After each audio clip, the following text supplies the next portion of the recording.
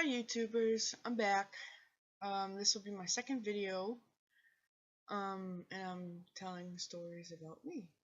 The first place I should start, I guess, is in the beginning. The very beginning. I was born June 18th, 1987. I was born in New Bedford, Massachusetts. And I was born on drugs. My birth mother was an addict. The 80s were really tough, I guess. So I was immediately taken. Because of me being born on drugs, my sister and my brother were taken into DCF custody. I was in the hospital for a while, getting weaned off drugs. I survived, thank God, because there's a chance when babies are born on drugs that they're not going to survive. Or be brain damaged, or born physically wrong, like have physical things wrong with them. But I was lucky in a way. Physically, I was born fine. I have 2 arms, 2 legs, 5 fingers on each hand, and 5 toes on each feet. So, I was lucky. But, quite a bit unlucky because I'm pretty sure being born on drugs affected my brain a bit. Throughout school I had learning disability and I needed a lot of help with books, which is why I cheated my way through high school. And I was part of a program called No Child Left Behind.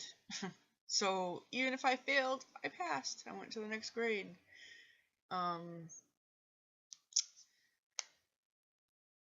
As a baby, my adopted parents, I went straight from the hospital to their house. I'd never been in a different foster home before, just one. So I was lucky for that. Because some kids just bounce through foster homes and have very unstable lives. But I was lucky, and I was adopted by 5 years old. So I was weaned off some drugs in the hospital, went straight to my adopted parents. They said I had shaking fits, which is when babies withdraw off drugs. Even if they're weaned off, they shake, like tremors.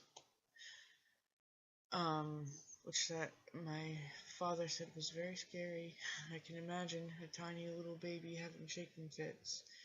That the tip of my bottle and squeeze the bottle, like force feed me because I wouldn't eat, and they didn't want to have to put a feeding tube down my throat. So that must have been scary for my parents. My parents are the only parents I ever knew because, like I said, straight from the hospital I went to their home.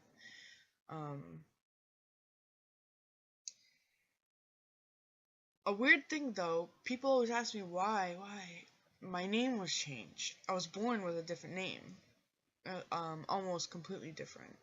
I was born Jenny Lee Garcia, but now I'm Madison Jenny Snow, because apparently my mother thought Jenny wasn't a proper name, because it was just Jenny, not Jennifer, nothing like that, just Jenny. So I really don't see the problem. It's not like it's a crazy name. So I had problems mentally. Like I said, in school I had issues, but for my whole life, for all I can remember, my whole life, I've been depressed. Like, had this, at a younger age it was more subtle, and as I got older it got worse and worse. I also have anxiety my whole life, and I can, before I had kids, like, my kids are what made me just deal with it. But before I had kids, I had trouble going into stores and buying things. I don't know why I was so scared. I still get a little bit nervous. Like, I don't understand. I think it's people and some stranger giving you attention because they're ringing up your items that you bought in the store. I don't know. It weird. Um, I was also slow at, I don't know how to say it, friendships. Didn't go like normal. One, my parents didn't believe that you should have friends or go to friends' house or have friends over. You just have friends in school. That's it. You don't need friends. They're like, oh, well, and anyway, you have siblings and a ton of them, and I'm like, half the time, nobody wants to play together. I mean, at a younger age, we kind of got along, but as we got older, we fought more, me and my siblings. My biological sister actually was adopted with me. So, yeah, my older brother, he got adopted by a different family. And I recently, this past year, or last, I don't even know, I get lost in years.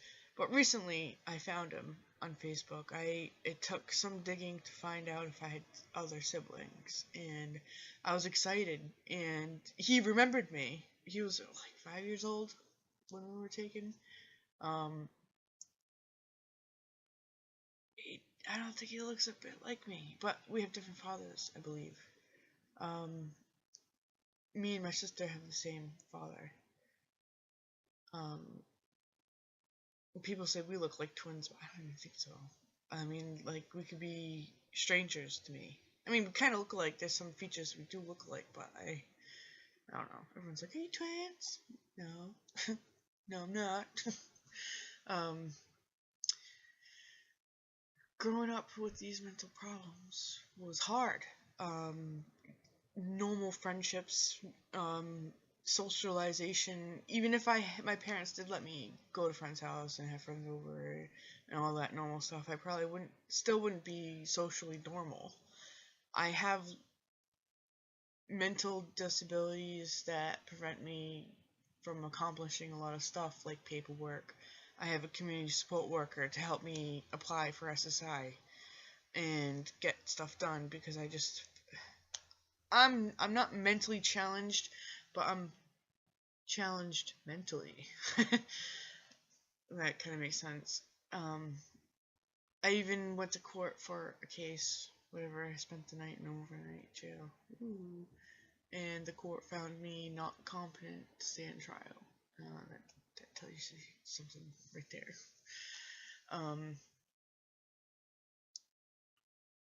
One thing I remember growing up, though, when I was younger, is my ability to make people laugh.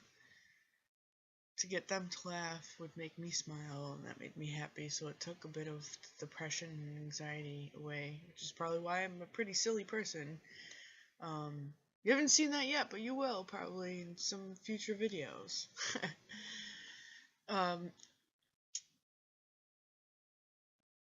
Growing up was hard. My sister was more into books and didn't want to go outside and play or play sports with me. And my brothers did at a younger age, but as we got older, again, we kind of fought, so they didn't want to play with me much. I was mostly by myself. I would run off into the woods. We had 5 miles of woods behind our house. Now, though, with all the developments, houses, you can see people's house lights through the trees at night, and I'm like, oh, it just looks weird, and I feel terrible about it because there's deer that live back there, coyotes, just tons of animals that were just tearing down trees and destroying their homes. And then you see them more around your house, and you're like, what the heck are they doing here? You know, they should be in the woods. But I feel sad about that. But my family, one time, when I was about 4, we finished a 2 or 3 story tree house. We used scraps from my father's work. He's a carpenter. We use old slides we found. People just left it on the ground when they get new ones, and we're like, "Can we have that?" Like, okay, sure. We had slides to go down and then we got old water hoses and tied it to the tree, and then use it to climb up or down. We put knots periodically up the hose. And then we put another hose where it was like wide open space between the two trees, and we used it to swing. It was so much fun. Then when almost 5, I think, Hurricane Bob hit, and it tore it down. And since then, we never built another one like that. I built a fort with my brothers on the ground though, not in a tree, but. My childhood was decent. I can't complain too much. I mean, there's always someone worse off. Always. I mean, someone is the last one to be the worst, but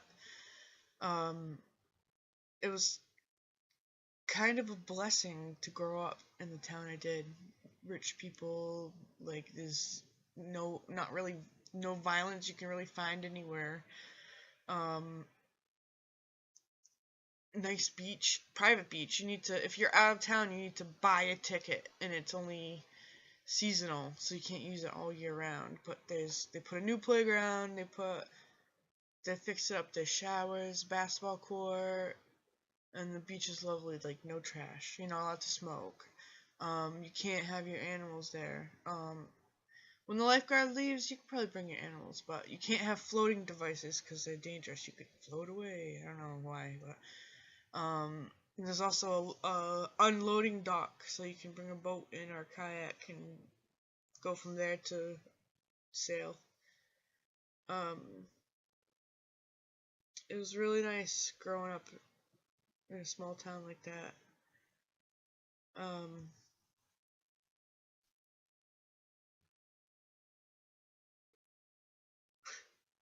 Sorry, just remembering. I used to just go in the woods by myself, and one time I found coyote pups, and I stopped my tracks because you go near the pups, and the parents are gonna like I knew that already because growing up with all them in the woods right by our house, we have to know it. So I stopped, and then the pups came up to me, and I'm like, oh god, oh god, the parents gonna get mad. And the mother just sat down watching, and I slowly bent down and I pet the pups, and then I sat down, and then 2 minutes later I was rolling on the ground with them playing, and the mother was just watching like, okay, cool, they're playing. And I was a kid anyway, so I don't think it saw me much of a threat. It probably could kill me as a child, but it was a nice experience. And I was always like a nature lover. There used to be a marsh behind my house. It kind of considered that it is, but it's like dried. Well, there's no water visible. It's probably wet in the ground. I don't know. There was also a little like stream or brook where water flowed from somewhere to somewhere. We used to play in that, and there would be turtles, a family of turtles that would come out of the woods from the marsh and come up to the house, and we used to feed them and have fresh water for them. And every year, like clockwork, every year on the same month, I don't remember when, but they would come back and like wait for their little treats from us and see the little new turtle babies. Generation after generation. Then we had like this long-standing drought thing, and the marsh seemed to dry up, and the stream pretty much dried up. I don't even know if it's still flowing back there. I know the marsh is dried up. Well, I don't see any water, but being born on drugs and the problems that it posed to me mentally was just difficult. It's probably why I turned to animals in nature a lot more than people. And I'm so like gullible and I'm so nice and there's really nothing wrong with me that half the time people would like make drama and make me the center of it. Like I'm too boring or something. I never got it. And then half the time, I don't know what was wrong with me. I'd lie about something, or someone would say, "Don't tell this," and then I'd go to the person and I'd tell anyway. When I was a kid, and it was just, I think it was more for I actually had something to talk about with people because I didn't know how to socialize normally. So I think it was just an excuse to have a conversation. But I always had some values instilled in me from a very young age. Like I said, my father was a carpenter and fixed up our house, and I would help him. I even went on the roof with him, put up staging, and I'd go on the staging with him. I didn't care about height. Actually, I liked heights. I used to climb the pine trees that like, well, that's the tallest trees around here that I know of. But in California, they have redwood. So those are huge. I visited there once. I used to climb pine trees, and no one would understand how I got up a pine tree when the branches only start halfway up, unless they're young. But I used to climb the big ones, the old ones. It's fun. I'm not giving away my secret how I got up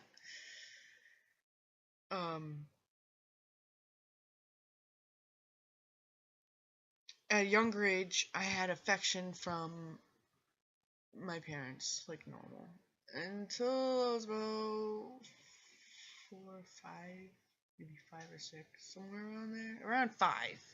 After I was adopted. As a kid, I don't know, maybe it's because of the way my mother was raised, she had a difficult life too. She never gave me the kind of affection like, I give my kids affection like, hug them and kiss them, I love you, I love you, so cute, my baby, you know? My mother never did that, no hugs, no kisses, she'd be like, okay, bye. Okay, like I'm an old person. But I didn't think anything of it until I got older, and I'm like, wow, I totally missed out on that kind of stuff. My father worked from sun up to sundown to take care of the family in the house, and then he'd come home and help cook and clean and get the kids ready for bed, and he's Superman, super dad. And I want to find a guy just like him, and that's fucking impossible. I can't find anybody like that. Like, that would go to work and then come home after being tired and working his ass off in a labor job, still come home and help with everything. Clean, cook, kids, whatever. He'd be there. He wouldn't just come home and just take a nap or sit and do nothing, and you know, he's like my idol. I want to find someone like him maybe one day that works hard. Doesn't have to be labor work. It can just be a job. But would do that and then come home and help me out, help the kids out, whatever. That's a dream. So that was my younger years. When I was about 4 or 5, I was adopted. Changed my name. The teacher had to hold like a little conference in my classroom to explain to the kids why my name's changed, because no one got it. They thought I was making it up. They didn't understand, so the teacher had to explain. It was weird.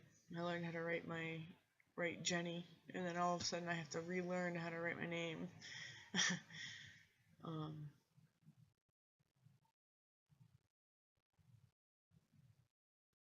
my mother, like I said, she gave a bit of affection until I was about 5. And then after that, it was difficult because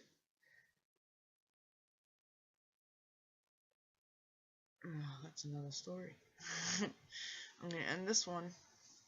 Um, if you think there's something missing from my story, you want to hear more about that time period from when I was born until I was 5, let me know. I might make another video saying things I forgot, but hit subscribe if you want to hear more stories, and like my video if you like it.